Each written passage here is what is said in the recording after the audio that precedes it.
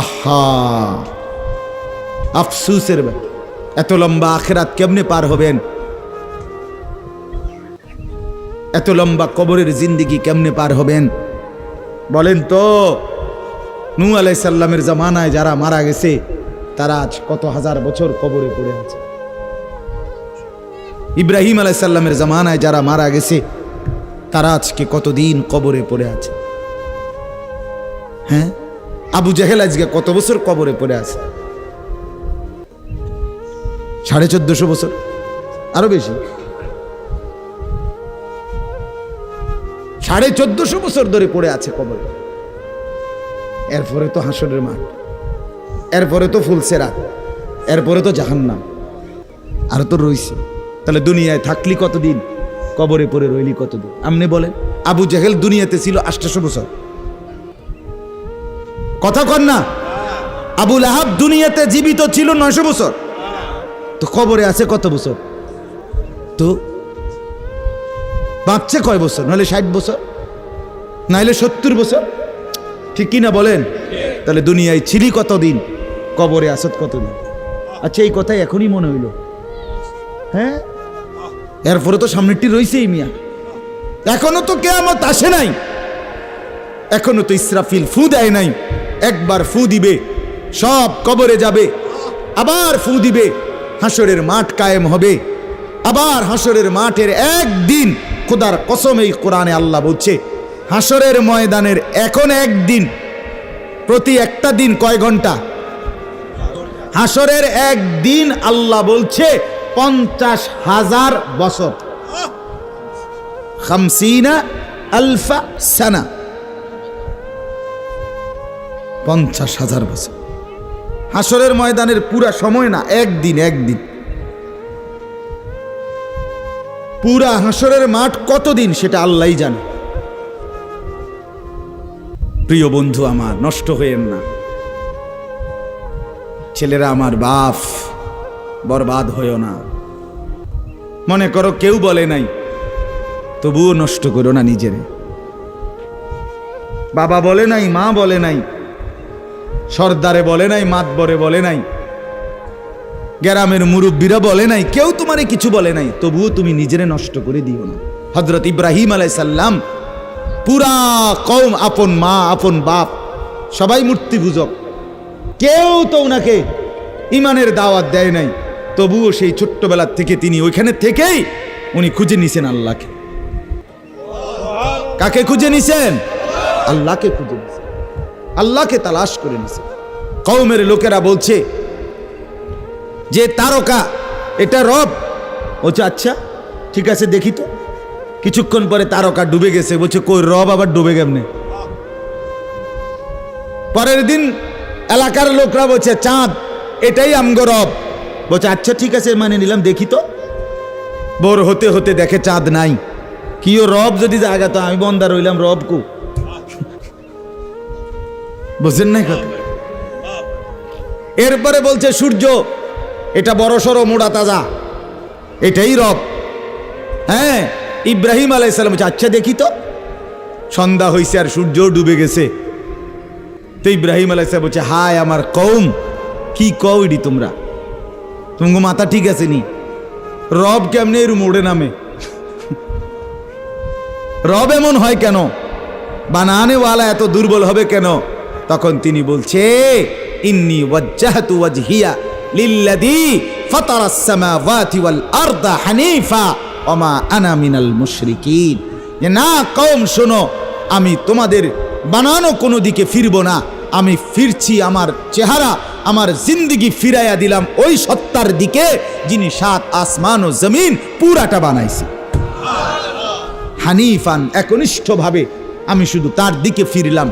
ওমা আনা মিনাল মুশরিকিন, আমি মুশরিকদের অন্তর্ভুক্ত নই, আমি আল্লাহকে ছাড়া কাউকে মানি না।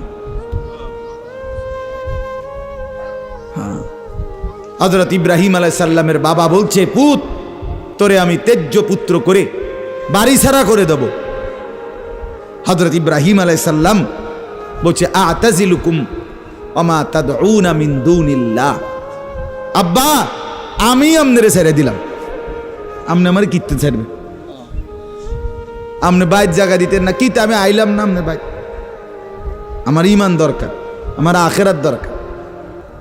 আমি বহন দিয়ে কিতে করি, আমি সোফা দিয়ে করমু কি, আমি বিল্ডিং দিয়ে করমু কি? যার বাপে বিল্ডিং করে দিছে না হাতে বেড়া পরে আর বিল্ডিং করতে আসছে না, কথা কয় না, বোঝেন নাই আমার কথাটা? যার বাপে জমি কিনা দিতে আসছে না এবারে পরে এবারে ফুতে আর কোনোদিন জমি কিনতে আসছে না, তো তো কি আপনি যে একবার উল্টাইয়া গেছেন। হ্যাঁ, আরে ফুত, আমি যদি কদ্দুর কিছু করে দিয়ে যাইতাম না পারি, আমি মরলে তারা খাইবো কেমনে? না, তারা চিরা খাইবো। আর পরে আপনি 2 বস্তা চিরা কিনে দিয়ে যাই, আপনি মরলে আর কেউ দুনিয়াত কাম করতো না, আপনি একটা কামিলা মূর্তি আছেন শেষ। এটা ধোকার কথা না, বলেন না কেন? তো হযরত ইব্রাহিম আলাইহিস সালাম বলছে, আব্বা আপনাকে ছেড়ে দিলাম। ওমা তাদউনা মিন দুনিল্লাহ, আল্লাহকে বাদ দিয়ে যে আপনি যাকে ডাকেন সেই মূর্তি, আল্লাহকে বাদ দিয়ে যেগুলোকে আপনি ডাকেন, বাপ আমি এগুলোকেও ছেড়ে দিলাম। এবার ইব্রাহিম নবী বললেন, ও আদউ রাব্বি, আমি শুধু কেবল আমার রব আল্লাহকে ডাক দিলাম। গোটা দুনিয়া ছেড়ে দিলাম বাপ, সংসারও ছেড়ে দিলাম বাপ, আপনি মা বাবার মায়াও ছেড়ে দিলাম, আমি শুধু আমার আল্লাহকেই ডাকলাম। আসা আল্লাহ আকুনা বিদুআই রাব্বি শাকিয়া। এবার ইব্রাহিম নবী বলেন, আব্বা আমি বিশ্বাস করি আমার ওই এক আল্লাহকে ডেকে কেউ কোনোদিন বঞ্চিত হয় না। মখলুককে ডেকে হেরে যায়, নেতা ভুলে যায়, কর্মীও ভুলে যায়, মা বাপও অনেক সময় রাগ করে, মা বাপ অনেক সময় ভুলে যায়, সন্তানও মা বাপকে ভুলে যায়, সবখানে হইতে পারে এমন, কিন্তু আমার আল্লাহকে ডেকে কেউ এমন হয় না যে বঞ্চিত হয়। আল্লাহকে বান্দা যখন জমিন থেকে ডাক দেয় আল্লাহ রব্বুল আলামিন সাথে সাথে বলে লাব্বাইক ইয়া আবদি, আমার বান্দা আমি হাজির, বল না বান্দা কি দরকার। বান্দা আবার বলে আল্লাহ, আল্লাহ আবার বলে লাব্বাইক, আছি তো বলো না। বান্দা বলে সুবহানাল্লাহ, আল্লাহ বলে শুনছি তো বান্দা, বলো না কি চাও বান্দা। বান্দা আবার বলে আলহামদুলিল্লাহ, আল্লাহ বলে বলো না কি চাচ্ছ বলো। আল্লাহু আকবার, বলে আবারও বলছি কি চাচ্ছ বলো না, আমি তো শুনতেছি, আমি তো আছি বান্দা।